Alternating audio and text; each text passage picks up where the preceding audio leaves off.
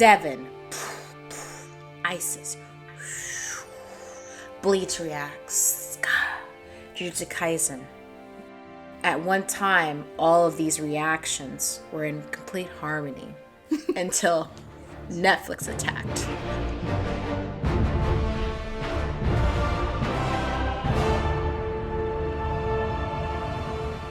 They decided to hit us with, it is, okay, honestly, forget this fucking shit. Devin and I talked about this, which honestly spawned this video, was I'm tired of the fact that we're doing a remake, and when people do a remake, sorry, not remake, but making a live action of something, they have to make it, it's real realistic, it's darker. But then, respectfully, you don't even really go that dark.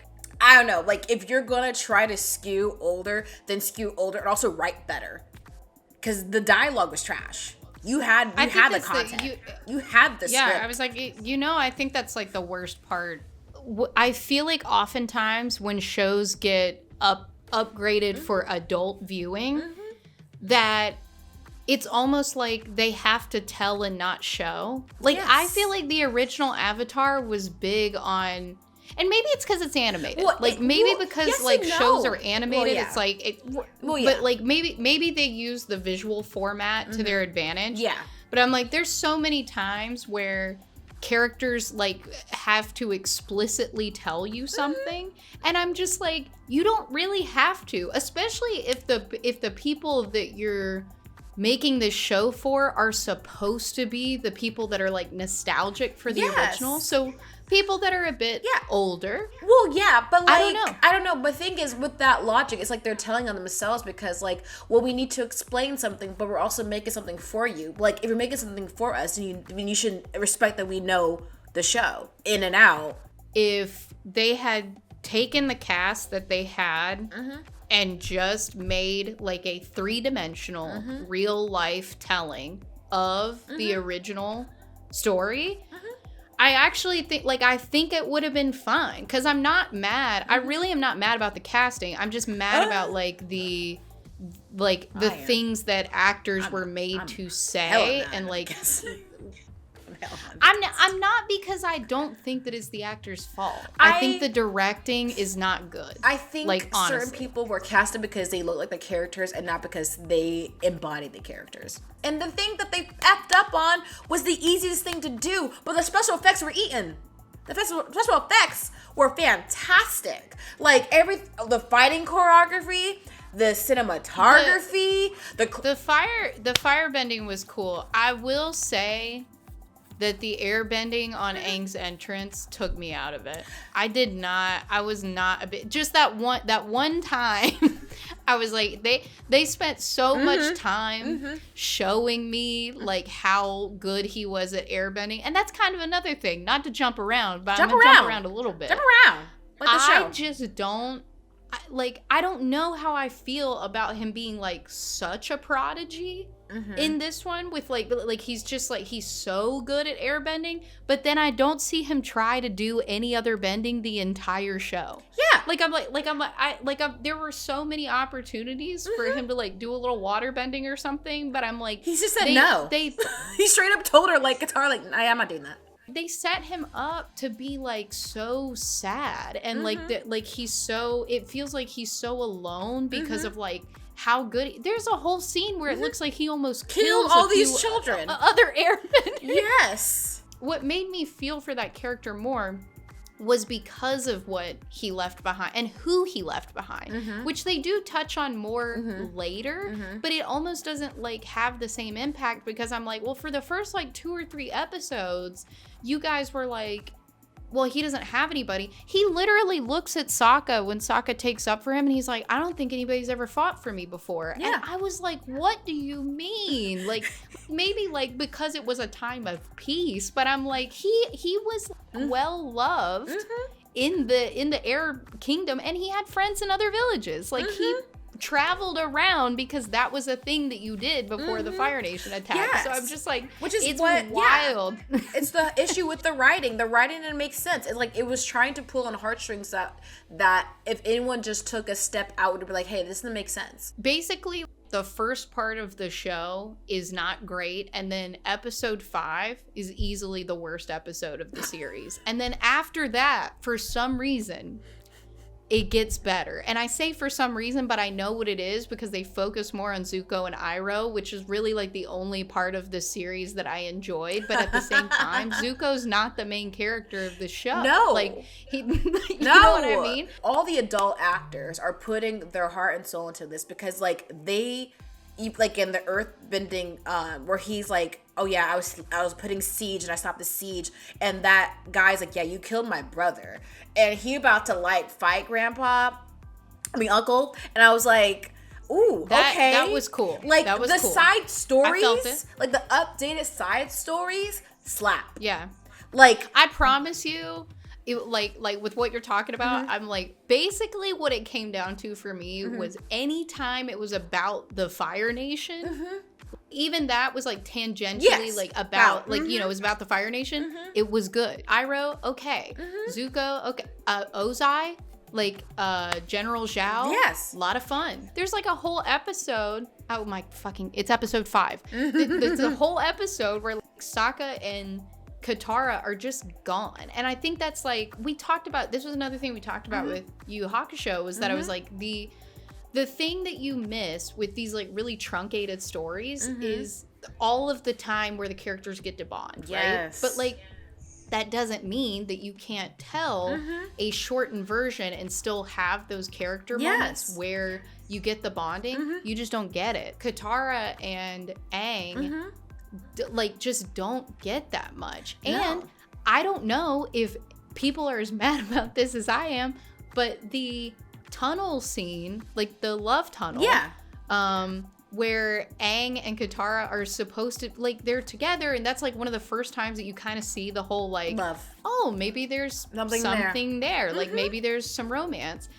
It's gone. It's Katara and Sokka instead because Aang's not there. And I'm just like, why would you insist on making that change when you could just as easily have Aang and Katara go? Also, that's where he meets like the original Earthbender. I get making a change because you have limited time, but when you make a change that just feels like for the sake of changing it, I'm like, but this...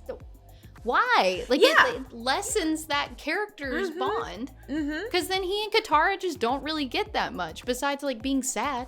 She has so much fire in her in the original and anger. And girl blood bends. Girl blood is a blood bender. You're telling me this is, if they continue the series, that this same character who you've written is going to almost kill someone? And Are you serious?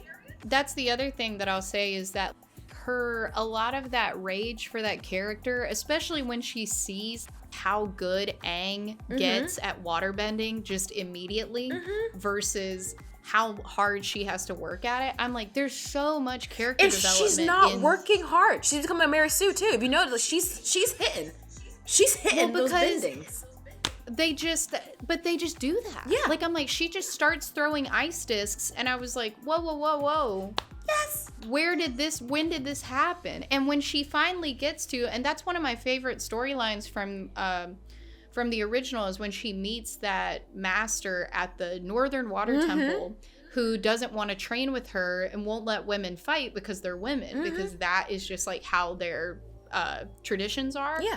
And then she fights this dude knowing she probably won't win, and then he ends up training her because he's like, okay, you know what, like, you have potential, you've changed my mind. And I'm like, that doesn't really happen. Like, she fights the guy, but then it, like, we don't have enough time to like really spend time there for her to train with him. I don't necessarily want Katara to just be good at things. It's so much more relatable.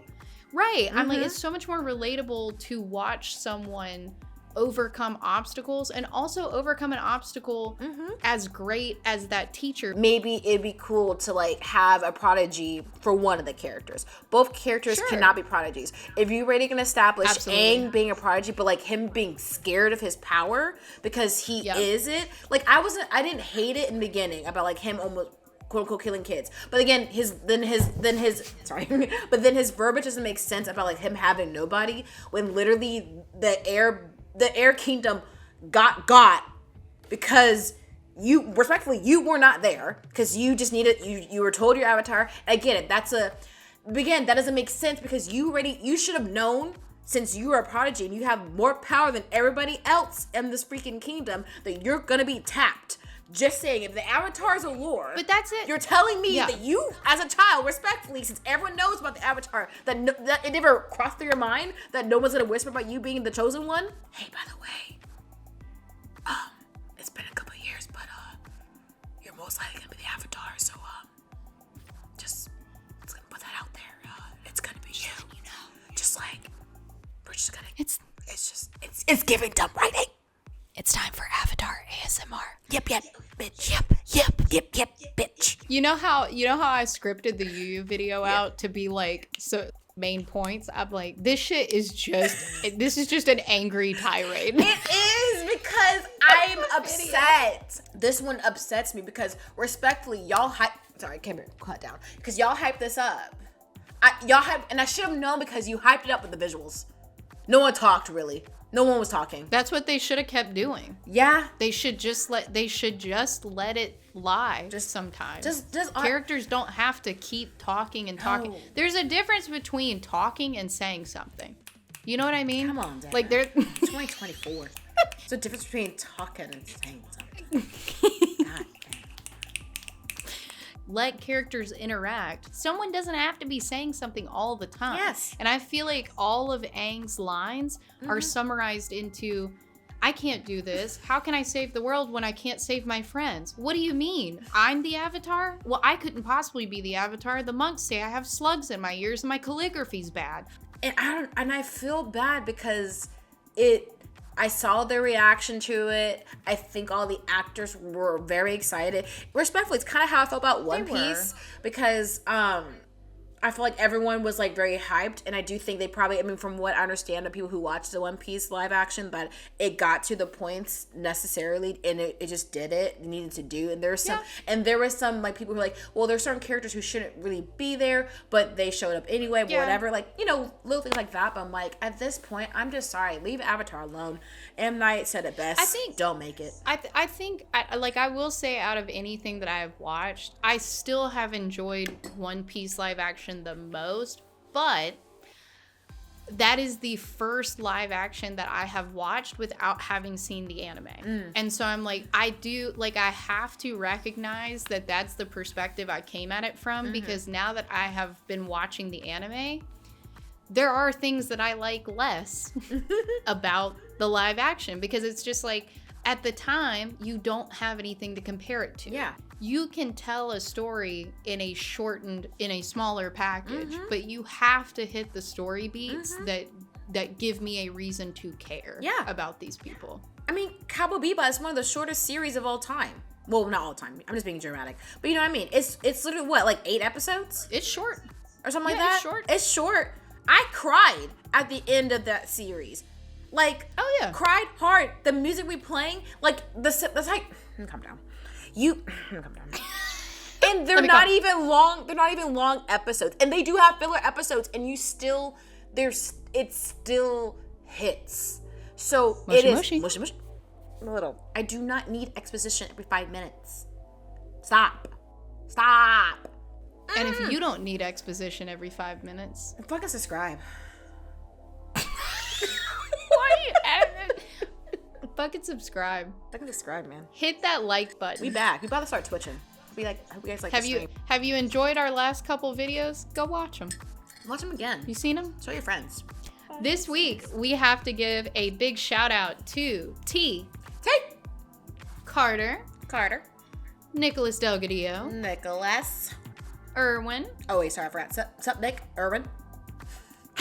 Travis R. Trey Watson. And we have a new space cadet, Jason Jenny. What's that? JC what? Jason what? Jason Jenny. Jason Jenny.